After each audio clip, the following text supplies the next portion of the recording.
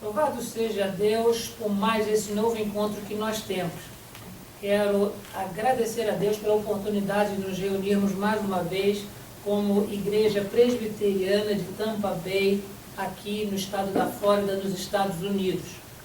Nós somos um campo missionário da Igreja Presbiteriana Jardim das Oliveiras, do Presbitério de Magé, no Rio de Janeiro, Brasil. E nós agradecemos ao Senhor todo o suporte, todo o sustento que a Igreja no Brasil tem concedido a nós, permitindo que nós estejamos aqui. Iniciamos o nosso trabalho no dia 1º de fevereiro do ano de 2014 e agora, no próximo mês de fevereiro, nós estaremos completando o nosso primeiro aniversário. Nós temos muito que agradecer a Deus. E nós agradecemos também a você que nos assiste, seja pela internet, como também a cada um que comparece aqui para louvar e bendizer ao Senhor. Quero somente comunicar que no próximo mês será um mês de grande atividade, por causa do nosso aniversário. Da mesma forma como nós nos alegramos com o primeiro aniversário dos nossos filhos, a igreja que Deus permitiu que nós aqui plantássemos, ela comemorando o seu primeiro aniversário, também será um motivo de grande festa. E para isso, nós queremos convidar a todos que estão ao redor da nossa localidade, brasileiros e americanos, para juntos celebrarmos ao Senhor em gratidão pelo que Ele tem feito. Mencionamos brasileiros e americanos porque essa nossa igreja, ela não é exclusiva para pessoas de expressão portuguesa. Nós também compartilhamos o Evangelho, estudamos a Bíblia, fazemos discipulados também com americanos. E no nosso primeiro culto, que foi o culto inaugural, nós tivemos a presença dos dois países aqui. Foi uma coisa maravilhosa, porque cantamos hinos comuns ao Brasil e aos Estados Unidos, cada um entoando na sua linguagem e Deus aceitando aquilo como um aroma suave.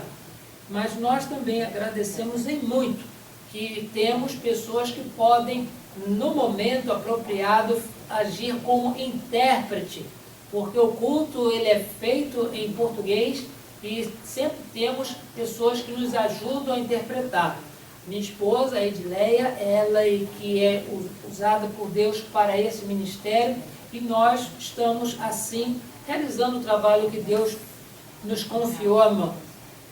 Como nós temos dito, no ano de 2015, nós temos como nosso lema o crescimento nas verdades bíblicas.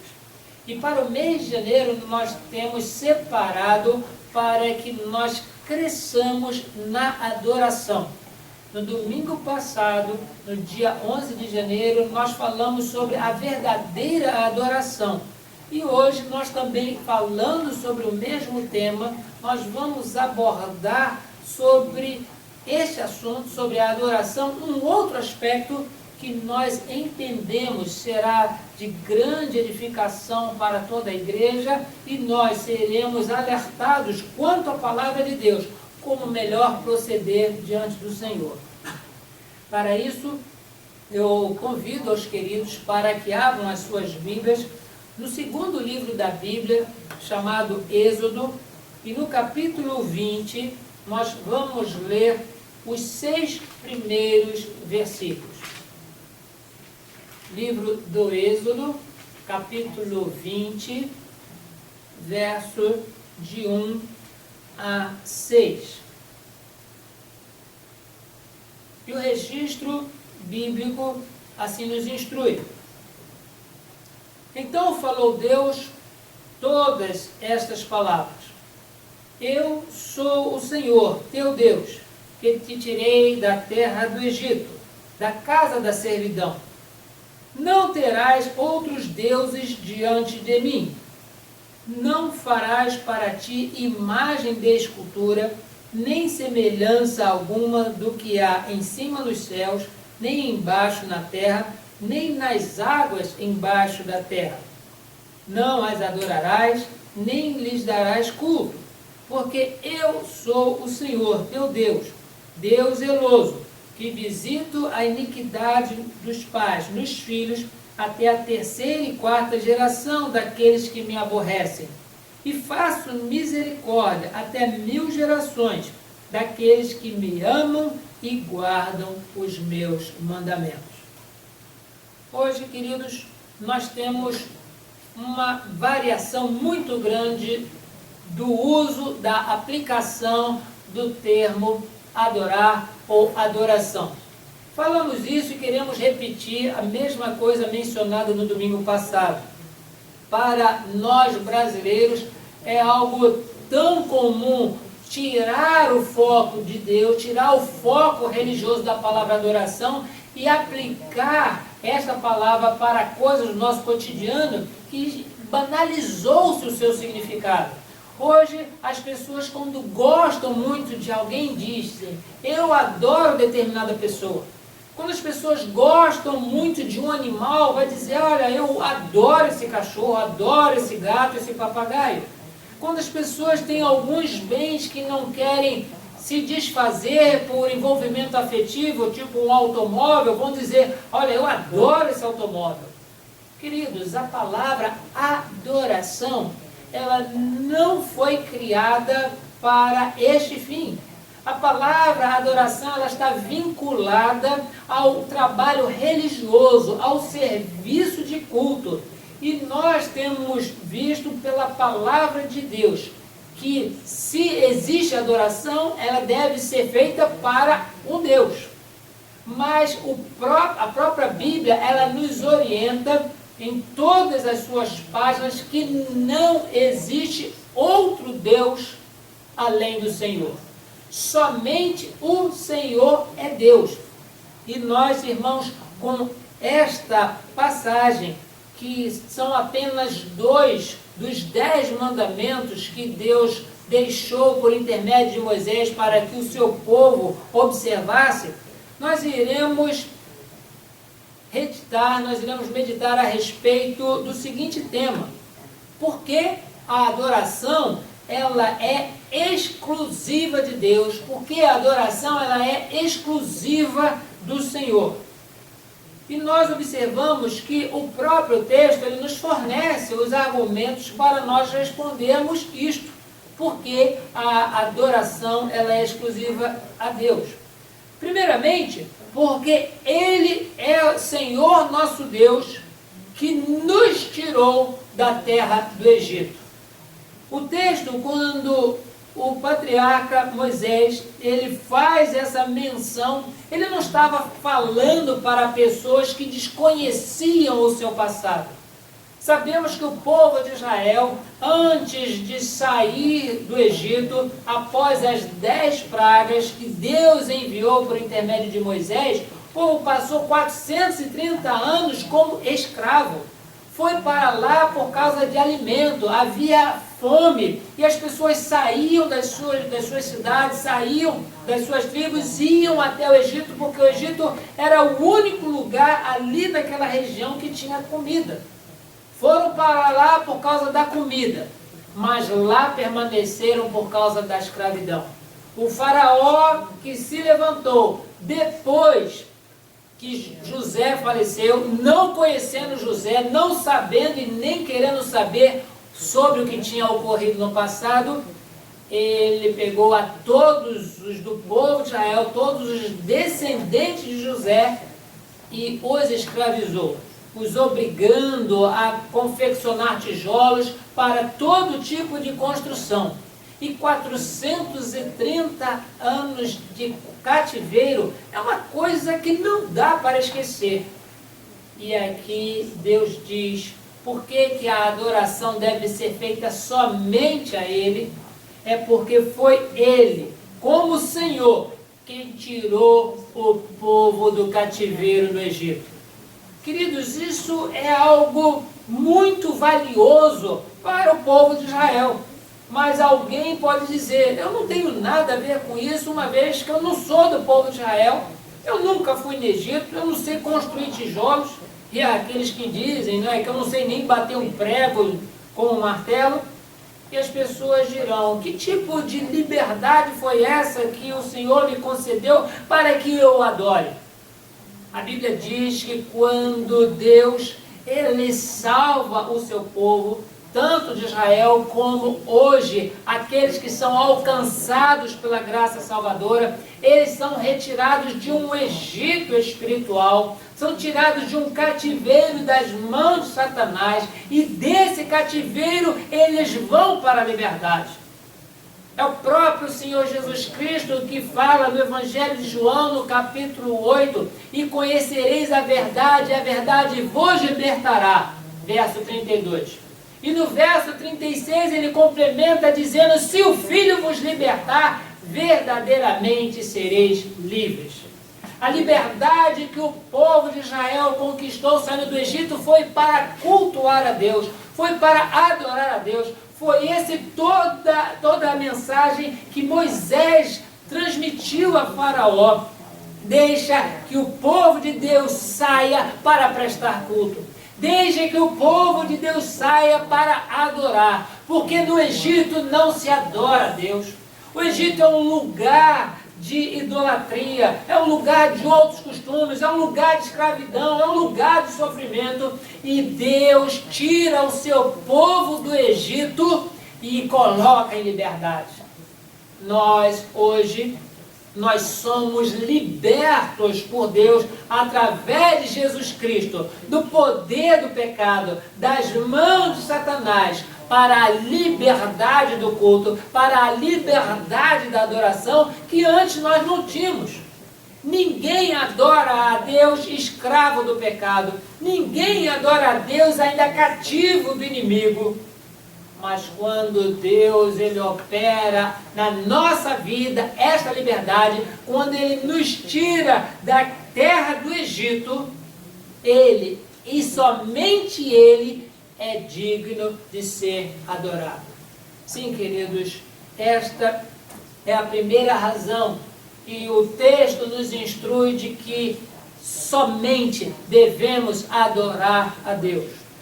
A outra coisa é que o texto também nos instrui sobre o porquê a adoração ela é exclusiva a Deus, é porque Ele é único. Não existe outra opção para a adoração. O texto nos diz exatamente assim no verso 3. Êxodo 23. Não terás outros deuses além de mim. Ele é o único. Não existe outro Deus. E nós gostaríamos de ler com os irmãos uma outra passagem de tantas que há na Bíblia que nos instrui a respeito dessa declaração que o próprio Deus enfatiza muitos anos depois que o povo saiu do Egito, esquecendo-se de que foi o Senhor que os libertou. O povo caía novamente em pecado, caía novamente em idolatria, adorava qualquer coisa que aparecia, e Deus usava os seus profetas para lembrar-lhes a respeito de que a adoração ela é exclusiva ao Senhor. Eu convido aos queridos para que abram as suas Bíblias no livro do profeta Isaías, capítulo 11, e vamos ler do verso 1 até o verso 8. Livro do profeta Isaías, capítulo 11, verso de 1 a 8. E o texto assim nos diz: palavra do Senhor por intermédio do profeta Isaías. Agora, pois, ouve, ó Jacó, servo meu, ó Israel, a quem escolhi. Assim diz o Senhor que te criou e te formou desde o ventre e que te ajuda. Não temais, ó Jacó, servo meu, ó amado a quem escolhi, porque derramarei água sobre o sedento e torrentes sobre a terra seca. Derramarei o meu espírito sobre a tua posteridade e a minha bênção sobre os teus descendentes. E brotarão como a erva, como salgueiro junto às correntes das águas. Um dirá: eu sou do Senhor. Outro se chamará do nome de Jacó. O outro ainda descreverá na própria mão: escreverá na própria mão: eu sou do Senhor, e por sobrenome tomará o nome de Israel. Assim diz o Senhor, Rei de Israel, seu Redentor, o Senhor dos exércitos: eu sou o primeiro e eu sou o último. Além de mim não há Deus. Quem há, como eu, feito predições desde que estabeleci o mais antigo povo? Que o declare e o exponha perante mim. Que esse anuncie as coisas futuras, as coisas que hão de vir. Não vos assombreis, nem temais. Acaso, desde aquele tempo, não fiz vocês ouvir? Não anunciei isso a vocês? Vós sois as minhas testemunhas. Não há outro Deus além de mim. Não há outra rocha que eu conheça. É Deus que fala a seu próprio respeito. E ainda um outro texto no livro do profeta Isaías, agora no capítulo 45. Eu convido a você para que abra sua Bíblia para lermos apenas 4 versos. Primeiro, verso 5 e verso 6. Isaías 45, 5 e 6. Diz assim o registro: eu sou o Senhor, e não há outro. Além de mim, não há Deus. Eu te cingirei, ainda que não me conheces, para que se saiba até o nascente do sol e até o poente, que além de mim não há outro. Eu sou o Senhor e não há outro. Agora no mesmo capítulo 45, verso 21 e 22. Declarai e apresentai as vossas razões, que tomem conselhos uns com os outros. Quem fez ouvir isto desde a antiguidade? Quem desde aquele tempo o anunciou? Porventura não o fiz eu, o Senhor? Pois não há outro Deus senão eu, Deus justo e salvador. Não há além de mim. Olhai para mim e sede salvos, os limites da terra, porque eu sou o Senhor e não há outro. Sim, queridos, a adoração ela é exclusiva a Deus, porque Ele é único. Não se pode adorar ninguém, não se pode adorar nada, porque somente existe um único Deus. Se há um motivo de adoração, devemos adorar a Deus. Se há algum motivo de reconhecimento, devemos adorar somente o Senhor. A palavra assim nos instrui, que fora o Senhor não existe Deus. O povo, ele saiu do Egito. E o Egito é o Senhor teu Deus. Verso 5 de Êxodo 20. Que visito a iniquidade dos pais nos filhos até a 3ª e 4ª geração daqueles que me aborrecem. E faço misericórdia até 1000 gerações daqueles que me amam e guardam os meus mandamentos. Sim, queridos, a adoração é algo essencial na vida do crente. Mesmo que nós não sejamos da linhagem de Abraão carnal, mas Abraão, ele é o nosso pai na fé. E nós aprendemos através deste patriarca que só o Senhor é Deus. Aprendemos através do legislador Moisés, que foi o Senhor, não outro, que nos tirou da terra do Egito, que nos tirou da escravidão, que nos tirou do cativeiro e do domínio do pecado. Sabemos que é este Deus que ele exige exclusiva adoração, porque ele proíbe que nós realizemos culto, que nós adoremos pessoas ou objetos que as nossas próprias mãos produzem. Porque aqueles que desobedecem os seus mandamentos estão debaixo da sua ira, porque o estão aborrecendo. Sim, queridos, o mês de janeiro é o mês de trabalharmos sobre questões de adoração. E é muito importante nós não sabermos apenas sermos verdadeiros adoradores.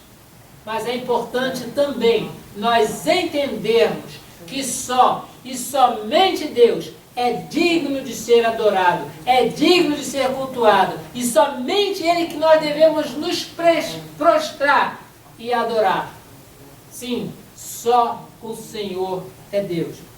Nossa oração é que após essa reflexão de hoje, os queridos passem a pensar melhor como pronunciam as suas palavras e como dirigem a pessoas, coisas e animais uma atenção especial que são muitas vezes tentados pela convivência social dizer que adoram pessoas, que adoram animais e que adoram coisas. Vamos policiar o nosso linguajar. Vamos cuidar e vigiar da nossa boca, para que naquilo que nós falemos, por mais, digamos, sem intenção que seja, nós não estejamos provocando aborrecimento no coração do Senhor e fazendo com que Ele se entristeça do nosso comportamento perante Ele. Sim, queridos, adoremos somente o Senhor. Que Deus assim possa abençoar a sua vida com essa passagem, com essa reflexão, e que você possa compartilhar também esta mensagem com as pessoas ao seu redor. E continuem conosco assistindo as nossas mensagens, que no próximo domingo, se Deus assim quiser, nós estaremos dando mais um passo para aprofundar o nosso relacionamento com Deus através da adoração. Que Deus assim abençoe a sua vida, em nome de Jesus. Amém.